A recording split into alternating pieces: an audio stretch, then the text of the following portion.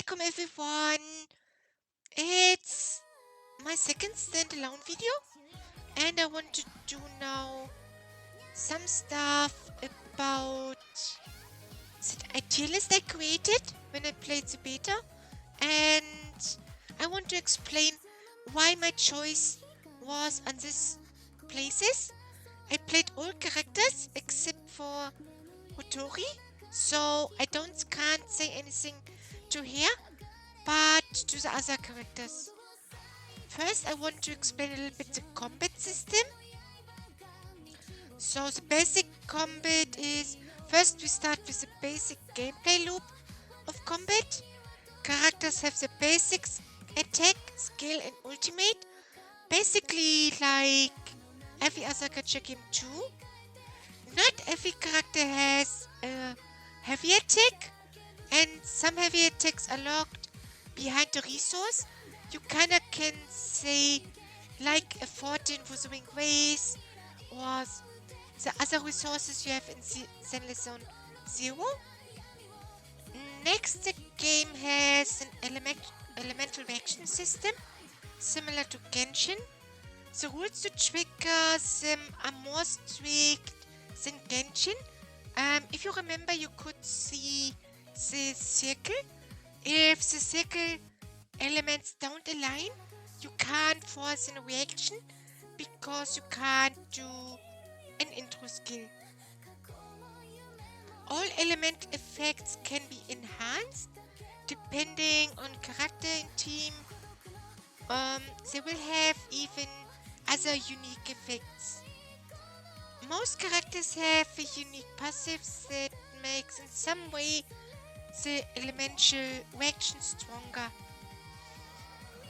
And the intro skills are a little bit like in Withering Ways. That means you need to build up a bar, then you do the intro skill, and with these intro skills you do an elemental reaction.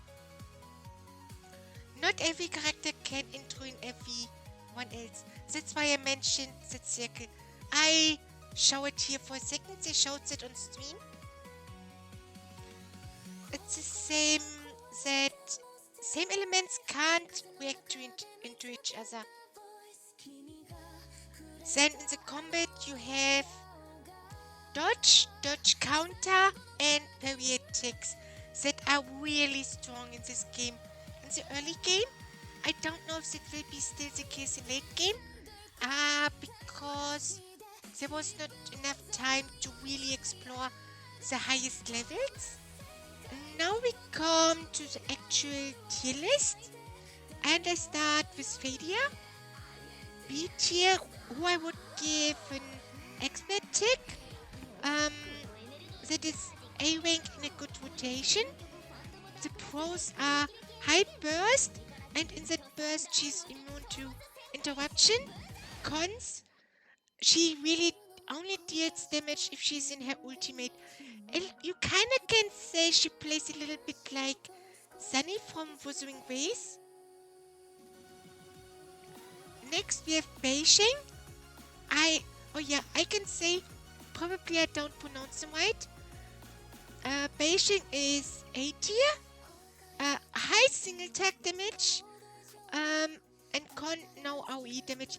Yes, he has AoE, but it's not really big. It's more single target against bosses and such.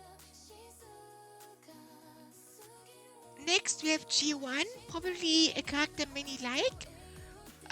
Pro is, I really love her charged attack. That is part of a kit to use, and it feels not so clunky like in other games. It feels, because it has an auto lock system. That means if you aim shot, she aims to the targets, and the con could be the charge attack too, because it's basically her main damage.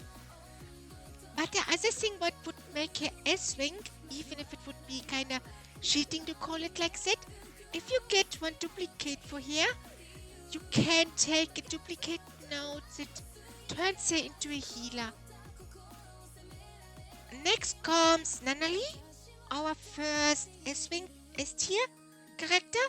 The process, really high single target damage, really high AoE damage, crowd control by knocking enemies down, a really good exploration ability to go onto roofs. You need to do that often in the game. Cons is easy to interrupt in her ultimate. If that happens, she has a huge DPS loss.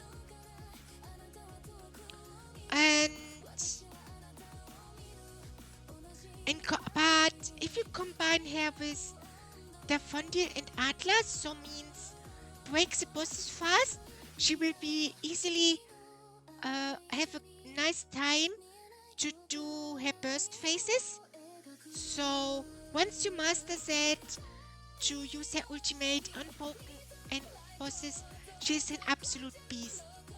Next we have Daffodil, S tier 2 pros, high break, good damage, and sustained damage, means for open world exploration, good too. I don't see any cons in her kit. So for gameplay is Daffodil is your count break unit and the only one on release. I don't know if that new A rank they announced will be maybe another break character, but that's the first one so far. With break characters, I mean similar to Stunner in Zenless Zone Zero, that you have a weapons for that. On top, because she's a standard unit, you get easy hair duplicates and her break gets even stronger and stronger. And she has about 50% damage nodes and 50% break nodes. Next we have Hanye in B tier. With the question mark, I don't know yet how she will be in the endgame. First the pro, she gives a nice attack buff for your teams. Now comes the cons why she's B tier. She's really clunky to play. Her buff can easily be interrupted. She deals almost no damage. And why she's so low is, for example, you need to use the skill for the attack buff, and it takes almost 2 seconds until the skill is done. If you dodge in that time or get hit, she gets interrupted and you need to do it again to get the buff. That makes the gameplay for Fair really difficult, and if you get interrupted, you have such an overall huge DPS loss. Of course, I don't know how strong it will get in the end game. In the early games, in the stages for the bosses, she was not really well to play. Next we have Mint, our only C tier character. Pros is she's easy to play, really good beginner friendly. They did an amazing job with it, but she has a very low damage. Her heavy attack makes her really vulnerable. She will fall off really fast, either be replaced by Nanali or with G1 in the win category. Next we have Coco, Espacero or MC, however you want to call her. She is really decent and I would get her to A tier. I forgot to put her on here, but that you know, the MC is really good, easy to play, decent damage, has a small little heal. I don't see really cons for her, but she's not good like she would in S-Wing, and because of her element, she has nice reactions too for energy.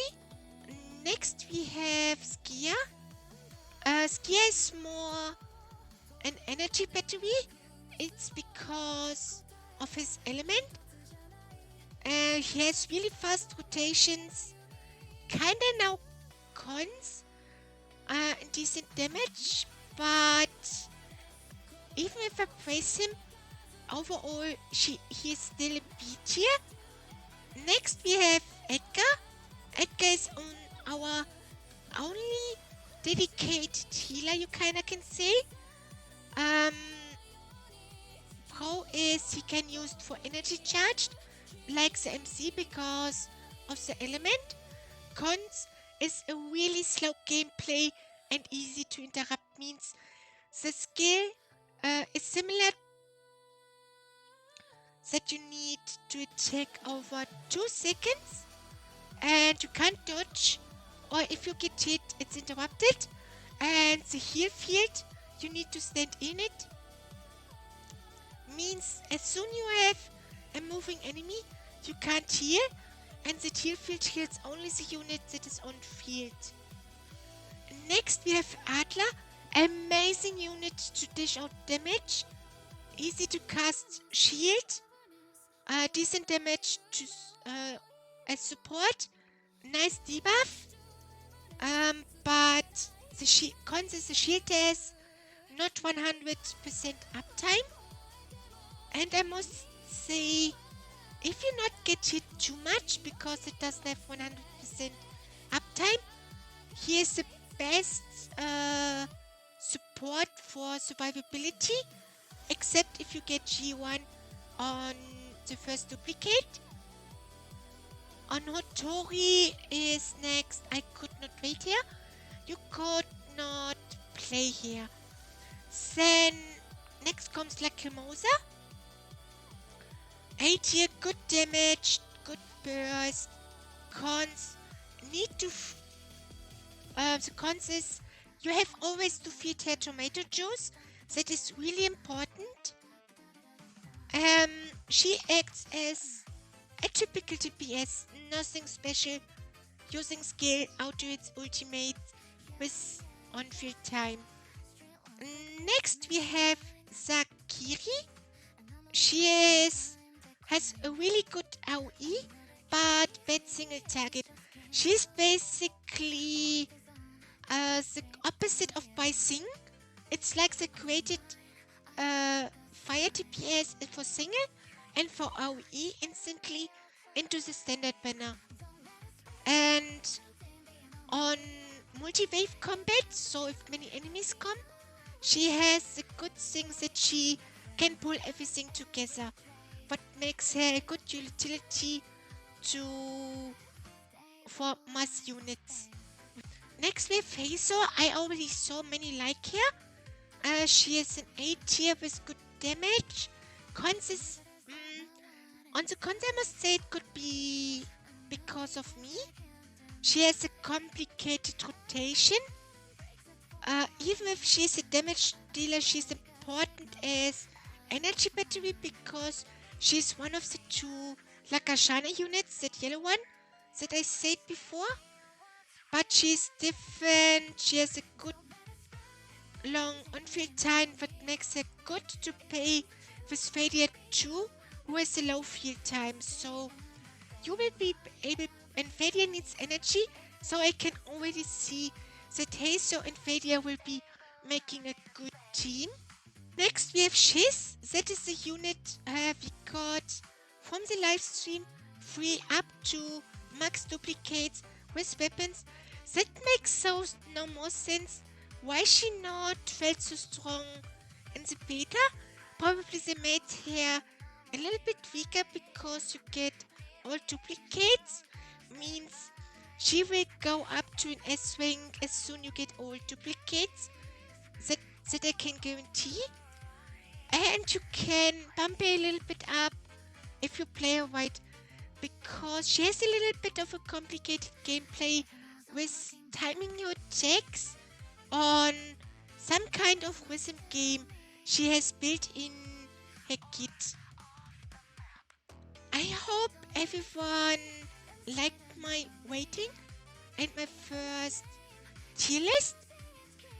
If you want to read everything written up, my reasonings for the ranking, I put a link in the description.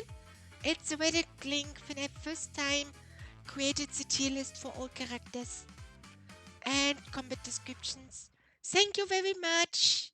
Bye bye.